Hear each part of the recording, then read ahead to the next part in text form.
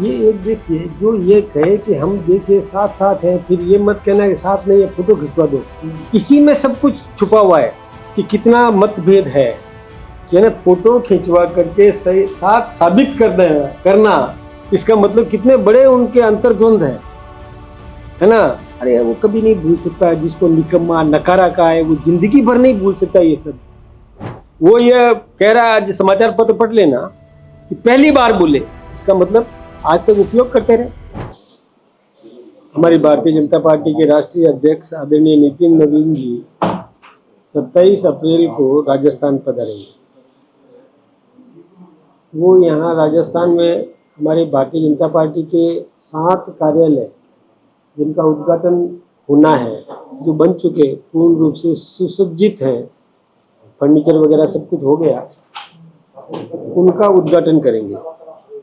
एक कार्यालय का शिलान्यास करेंगे जालौर।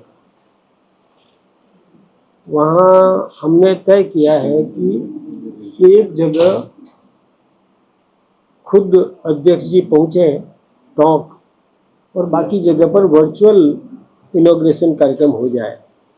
तो हमने ये तय किया है, वो यहाँ 4 से आएंगे, यहाँ से हेलीकॉप्टर से वहाँ टॉक जा कर के वो वहाँ का कार्यक्रम होगा। भव्य कार्यक्रम टॉक में होने वाला है और उसका लाइव प्रसारण हमारे सभी कार्यालयों में होगा।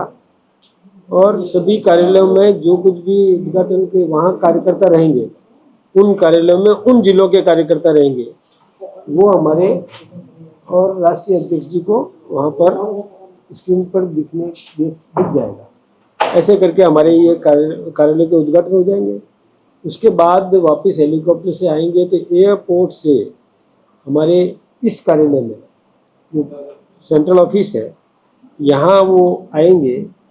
तो रास्ते में हमारे कार्यकर्ता बड़े उत्साहित हैं। सभी चाहते हैं कि हमारे पार्टी के राष्ट्रीय अध्यक्ष जी पहली बार राजस्थान आ रहे हैं, तो उनका भव्यतम स्वागत किया जाए।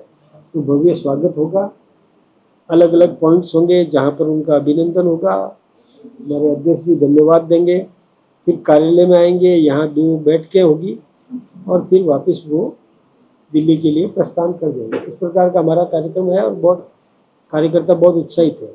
हमारे सभी क्षेत्रों के कार्यकर्ता हमारे 7 जिलों के कह रहे हैं हमारे यहाँ करो, हमारे यहाँ करो। फिर लेकिन हमने सोचा कि अब एक जगह करेंगे।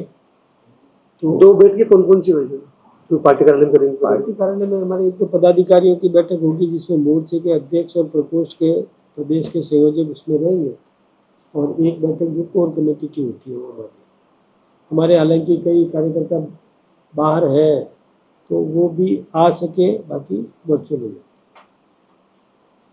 इसके अलावा वैसे रिफाइनरी को लेकर जिस तरह से जो घटना हुई, उसके बाद में कांग्रेस लगातार इस पर कई सवाल खड़े कर रही है।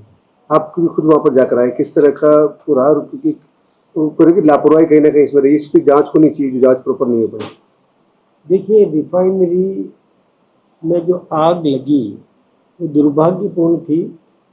उसकी जांच होने के बाद नतीजा सामने आएगा कि कहाँ किस प्रकार का, ऐसी क्या घटना हुई कि आग लगी। हाइड्रोकार्बन से आग लगी है, वो बाकी सारी जांच से सामने आ जाएगा। मैं सोचता हूँ कि इसमें अभी जल्दबाजी होगी किसी भी प्रकार का बयान दे देना, कि जब ये इसमें कोई राजनीतिक नहीं है, केमिस्ट से संबंधित है, केमिकल से संबंधित है, इसलिए वो इसके अधिकृत जांच करने वाले अधिकारी ही इसकी पूरी जानकारी देंगे। जब तक दिल्ली के कांग्रेस मुख्यालय में अशोक गहलोत और सचिन पायलट ने हाथों में हाथ डाले, मुस्कुराते हुए तस्वीर खिंचाई, मीडिया को कहा कि आप कहते हो बनती नहीं है, अब देख लीजिए। लेकिन सवाल यह है, पूर्ववर्ती सरकार के दौरान जब हमने देखा कि मुख्यमंत्री की कुर्सी पर काबिज होने के लिए रस्साकसी दोनों नेताओं में रही, 2028 के चुनाव से पहले आपको लगता है कि इन दोनों के मतभेद दूर हो गए और अब सब सुलह हो गई कांग्रेस में?